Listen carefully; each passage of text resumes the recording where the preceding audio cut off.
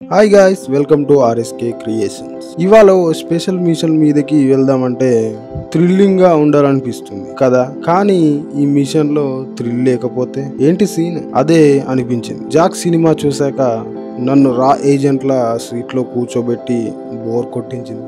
Cinema పేరు Jack, hero మన Siddhu Jonnalagadda, heroine మన వైష్ణవి చైతన్య, డైరెక్టర్ బొమ్మరిల్లు భాస్కర్. ఈ సినిమాలో జాక్ అనే క్యారెక్టర్ చాలా పనులు చేయగలడు, కానీ ఒకటి కూడా రికార్డ్ సెట్ చేయలేదు.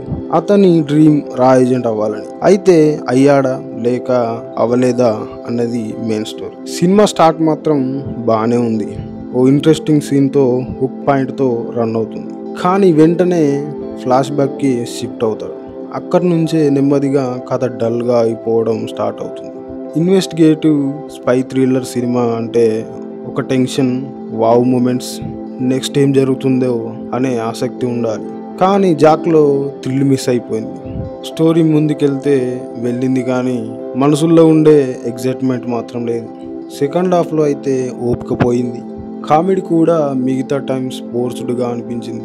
సిద్ధు మాత్రం బాగానే చేశాడు. అతని టైమింగ్ చామ్ సినిమాకి కాస్త అయినా లైట్ చేసింది. వైష్ణవి లుక్ బాగుంది, కానీ పాత్రకి స్కోప్ లేదు. ప్రకాష్ రాజ్, నరేష్ లాంటి సీనియర్స్ ఉన్న సీరియస్ క్యారెక్టర్స్ రాకపోవడం పెద్ద మైనస్. ఇంకా టెక్నికల్ పాయింట్ చెప్పాలంటే మ్యూజిక్ డిజాస్టర్, బ్యాక్గ్రౌండ్ స్కోర్ మాత్రం హైప్ ఇవ్వలేదు. Cinematography, editing and most importantly green screen work చాలా వెక్కుగా ఉంది. డైరెక్ట్గా గ్రీన్ స్క్రీన్ కనిపిస్తుంది.